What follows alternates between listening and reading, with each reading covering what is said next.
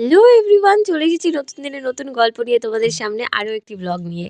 তো আজকে বিকেল থেকে এই ব্লগটা স্টার্ট করছি, আর বিকেলবেলা বেরিয়ে পড়েছি জাস্ট এদিক ওদিক ঘুরে বেড়াবো বলে। বাইকে করে জাস্ট একটা লং ড্রাইভ বলা যেতে পারে আর কি।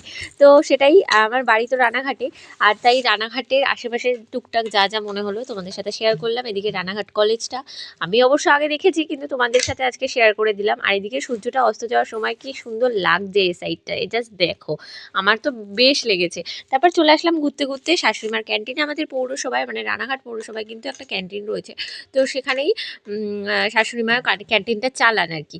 তো সেখানেই আমি এসছি, এসে এবার ওর ঠামুর সাথে কিছুটা, ওর ঠামু ওকে বিস্কুটের কৌটো বিস্কুট এসব দেখাচ্ছে আর কি। ও এগুলোতে বেশ ইন্টারেস্ট পায়। কিছু কিনবো বলে আর কি বেরিয়েছিলাম, কিন্তু কিছু কিনিনি, তেমন কিছু ভালো লাগেনি।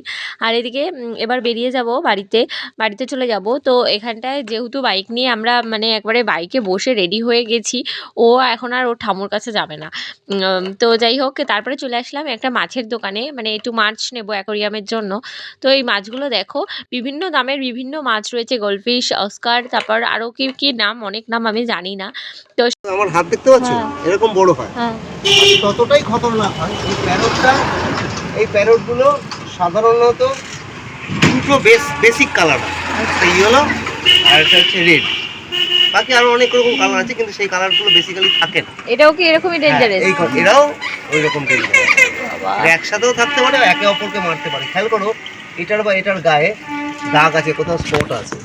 এই দাদার দোকানে মাছ নিতে গিয়েছিলাম, তো উনি আর কি বলছিল যে মাছটা কতটা, মানে এই মাছটা কতটা ডেঞ্জারাস। মাছটার নাম হচ্ছে প্যারট। তো এই মাছটা কতটা ডেঞ্জারাস সেটাই বলছিল, আমি তো খুব একটা জানি না, তো সেটাই তোমাদের সাথে শেয়ার করলাম।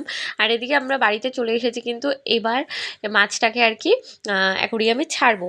তো এই দেখো, আমাদের একটা গোল্ডফিশ ছিল, এর আগে একটা গোল্ডফিশ ছিল, সেটা না মরে গেছে। তো এই গোল্ডফিশটা আনা হয়েছে নতুন, আর এই মাছটাকে এখন আলাদা করতে হবে, কারণ অস্কার যেখানে থাকে সেখানে কিন্তু গোল্ডফিশ থাকতে পারবে না। সেই ব্লগটা কিন্তু এই অবধিই থাকলো, আবার নতুন ব্লগে তোমাদের সাথে দেখা করতে চলে আসবো। আমার চ্যানেলটি ভালো লাগলে অবশ্যই কিন্তু সাবস্ক্রাইব করে পাশে থাকবে, সাথে লাইক কমেন্ট করতে কিন্তু একদমই ভুলবে না। টাটা।